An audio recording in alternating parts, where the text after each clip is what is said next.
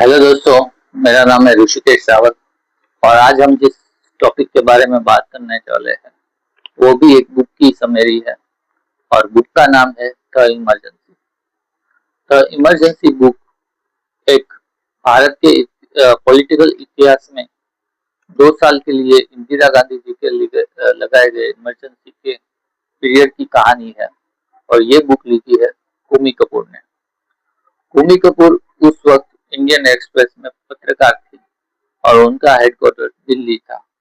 तो उन्होंने आपको देखिए हाल इस बुक में लिखी हुई है।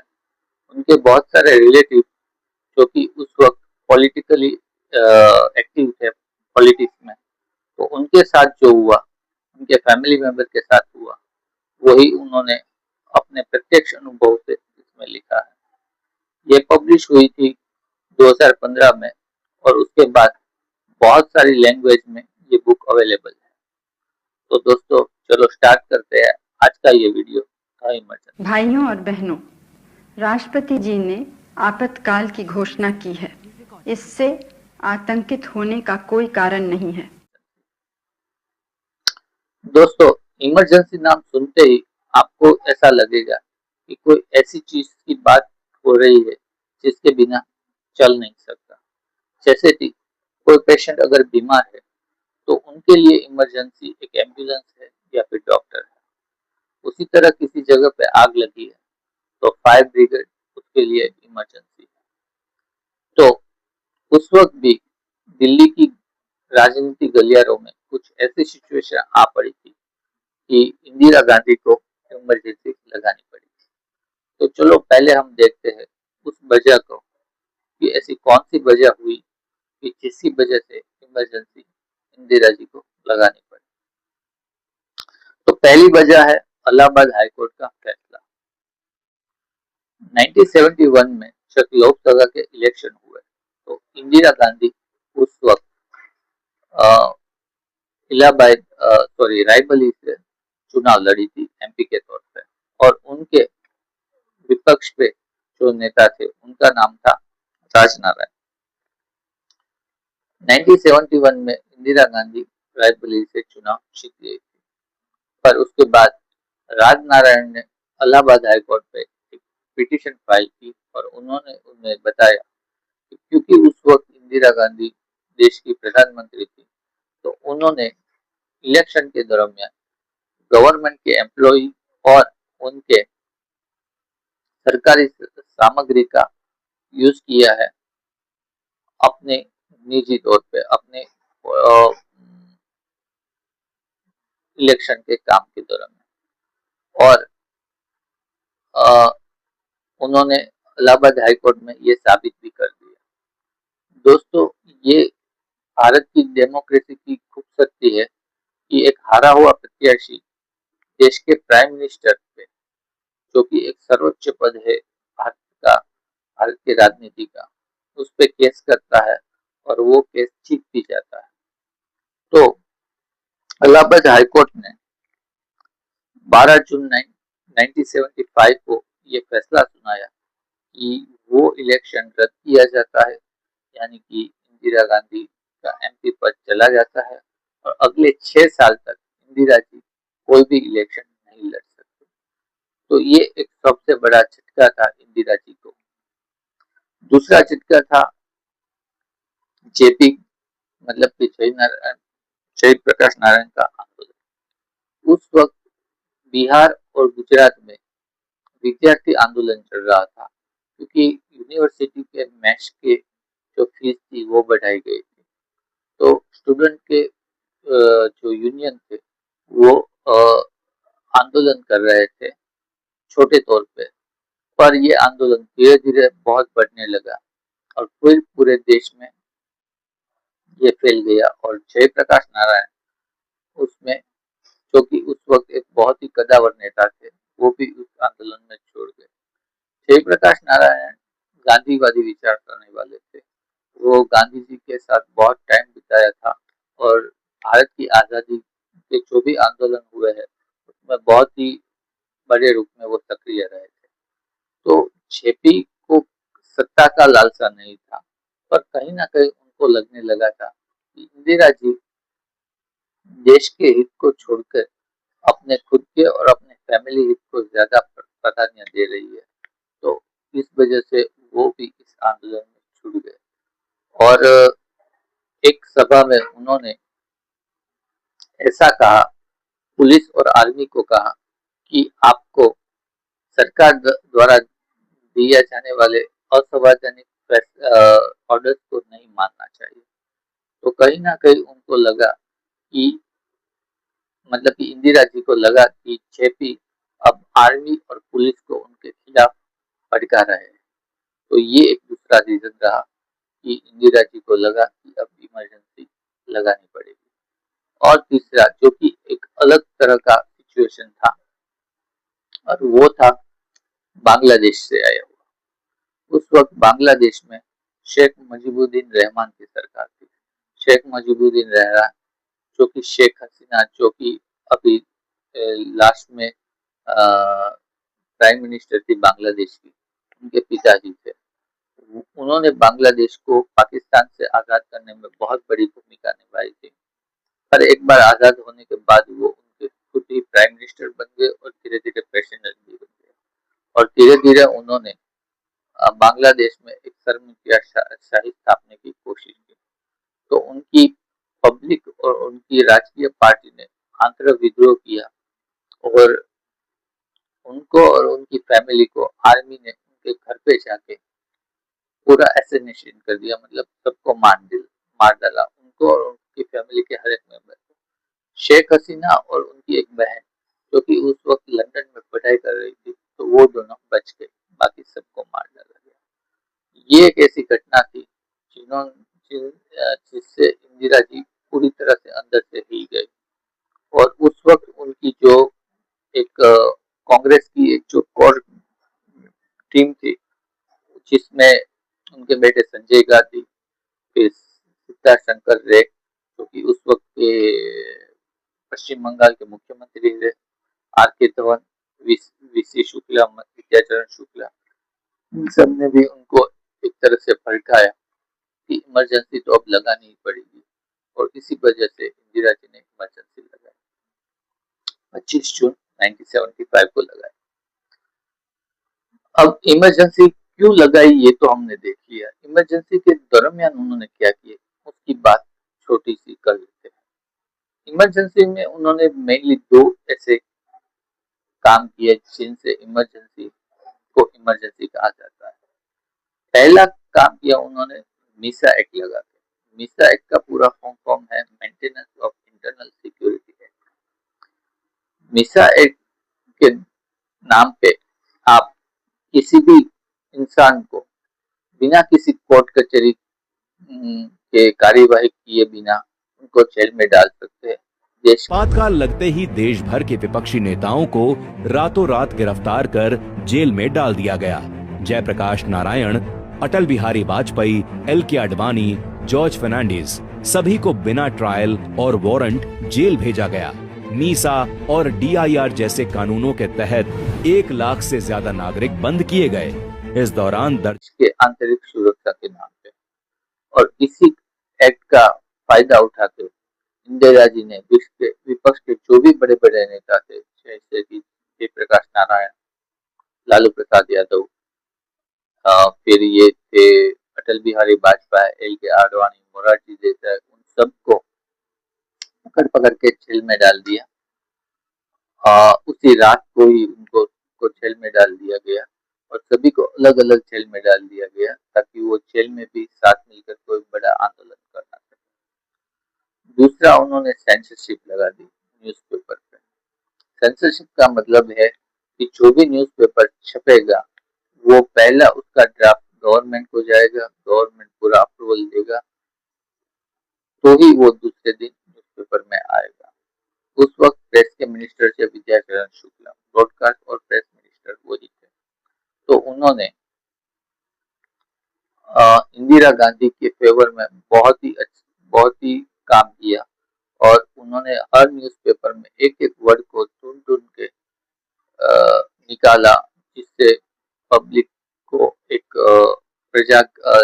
सरकार के खिलाफ भड़काया जा सके। तो ये दो उन्होंने काम ऐसे किए जिससे इमरजेंसी को हम आज इमरजेंसी कहते हैं।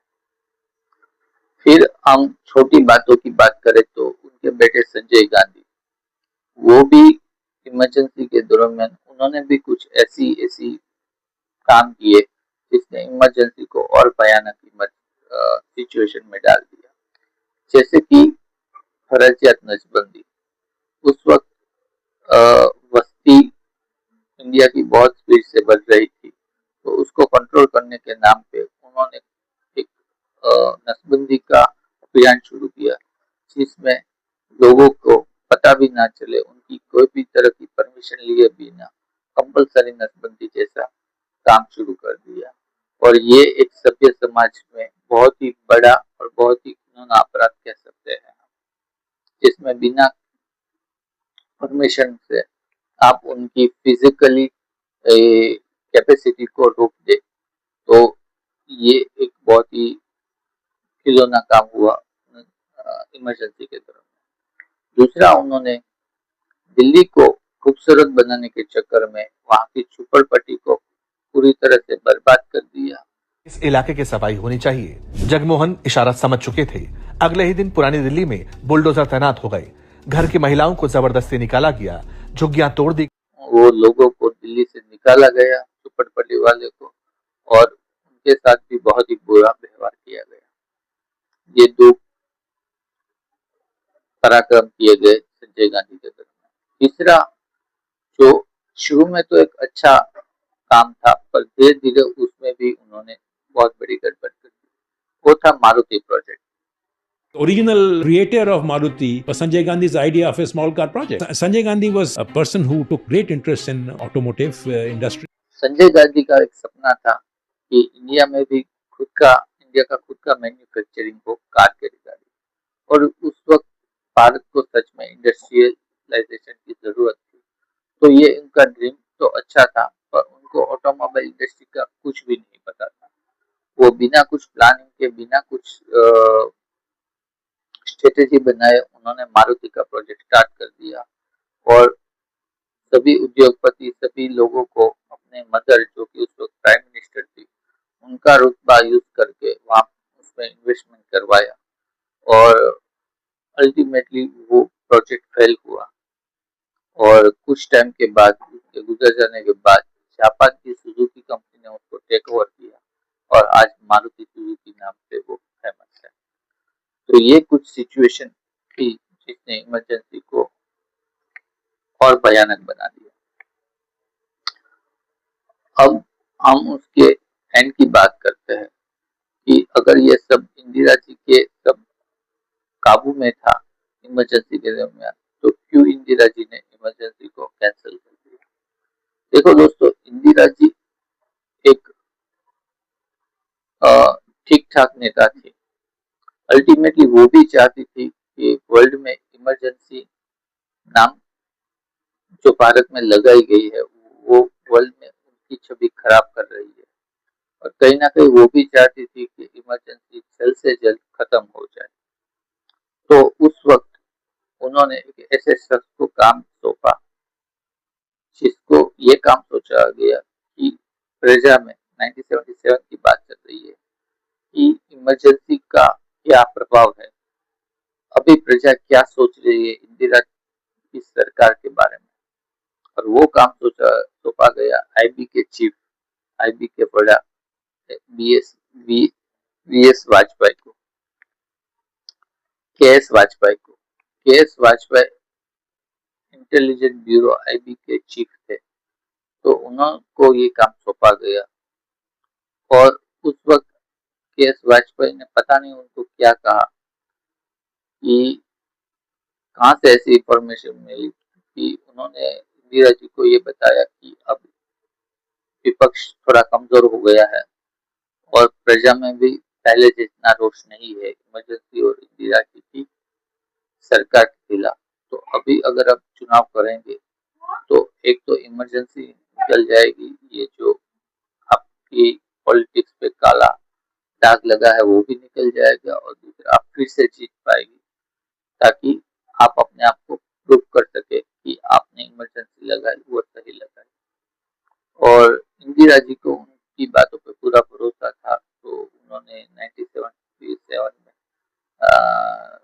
निकाल दी इमरजेंसी और फिर से चुनाव किए, पर वो चुनाव हार गए और ऐसे ही इमरजेंसी का अंत हुआ। देखो दोस्तों, मैं हमेशा मानता हूँ कि कोई भी घटना घटती है उनकी अच्छा और बुरा पहलू दोनों होते हैं। इमरजेंसी के बुरे पहलुओं की तो हमने बात कर ली, पर कुछ अच्छी पहलू भी हो रहे हैं। इमरजेंसी के बाद इंदिरा जी की जो हार हुई, उसके बाद हर गवर्नमेंट को ये सीखने को मिला कि इमरजेंसी का जो परिणाम है वो बहुत ही खराब आता है। तो उसके बाद जितनी भी गवर्नमेंट है, चाहे वो कांग्रेस की हो या भाजपा की हो या जनता की हो, वो किसी ने भी इमरजेंसी लगाई नहीं। दूसरा, उस वक्त गुड गवर्नेंस काफी अच्छा हो गया था सरकार का, मतलब कि ट्रेन भी टाइम से चलने लगी थी, करप्शन भी ना के बराबर हो गया था। तो ये दो अच्छे पहलू है मेरा मानना है इमरजेंसी के। और भूमि कपूर ने उस बुक में बहुत सारे किस्से, बहुत सारी बातें उस बुक में लिखी है, बहुत सारी घटनाएं ऐसी लिखी है जो कि एक पॉलिटिकल, जिसको एक इंडियन पॉलिटिकल हिस्ट्री के जानने का शौक है, तो उनको ये बुक जरूर पढ़नी चाहिए। मैं कुछ किस्से ऐसे सुनाना चाहूंगा जो कि मेरे फेवरेट किस्से हैं। उनमें से पहला किस्सा है किशोर कुमार सर का। इमरजेंसी के दरमियान प्रजा में इंदिरा जी के खिलाफ थोड़ा रोष था, तो धीरे धीरे इंदिरा जी की सभा में पब्लिक का आना कम हो गया था, और वो किस्सा था किशोर कुमार सर का। किशोर कुमार सर उस वक्त बहुत ही बॉलीवुड में फेमस थे और उनके गाने एक के बाद हिट होने लगे थे। तो विद्याचरण शुक्ला, जो कि उस वक्त थे, ब्रॉडकास्ट मिनिस्टर थे, तो उन्होंने इंदिरा जी की एक सभा में किशोर कुमार को आमंत्रण दिया गाने गाने के लिए, पर किशोर कुमार सर ने बिल्कुल मना कर दिया। वो मानते थे कि मैं कोई कांग्रेस का कार्यकर नहीं हूँ और ना ही मेरी कोई इच्छा है पॉलिटिक्स में आने की, तो इस वजह से उन्होंने आने से मना कर दिया। और फिर विद्याचरण शुक्ला का गुस्सा उन पे टूट पड़ा और उनके सभी गानों को आकाशवाणी और दूरदर्शन से हटा दिया गया और उनपे आईबी की और इनकम टैक्स की रेट भी पाड़ी गई। तो उनको इनडायरेक्टली मजबूर किया गया इंदिरा जी की सभा में आने के लिए, और आखिरकार किशोर कुमार सर ने गिव अप कर दिया और वो फिर। जब किशोर दा ने इंदिरा गांधी के लिए गाने से मना किया था, तब सरकार ने उनके सभी गानों को ऑल इंडिया रेडियो और दूरदर्शन पर बैन कर दिया था। केंद्रीय सूचना एवं प्रसारण मंत्रालय की तरफ से किशोर कुमार को फोन आया था। उन्हें इंदिरा गांधी जी के एक प्रोग्राम के लिए जिंगल में अपनी आवाज देनी थी। किशोर कुमार तब बीमार थे। डॉक्टर ने उन्हें आराम करने की सलाह दी थी, इसीलिए उन्होंने ऐसा करने से मना कर दिया, जिस कारण उनके गानों को ऑल इंडिया रेडियो पर बैन कर दिया गया था। आने लगे। दूसरा किस्सा है जो कि लालू प्रसाद यादव का है। लालू प्रसाद बिहार में जो युद्ध आंदोलन चल रहा था उसके नेता थे और उनको मिसा के एक्ट के तहत उनको जेल में डाला गया था। तो उसी जेलवास के दरमियान उनके घर पे उनकी बेटी का जन्म हुआ था और उन्होंने उसका नाम मीसा रख दिया था। तो ये दो किस्से हैं जिसने बहुत ही इंटरेस्टिंग तरीके से उसमें बुक में लिखा गया है, जो कि मेरे फेवरेट किस्सों में से एक है। तो thank you so much for watching this video. Please आप मेरे चैनल को सब्सक्राइब करिए, लाइक करिए और शेयर कीजिए। Thank you so much.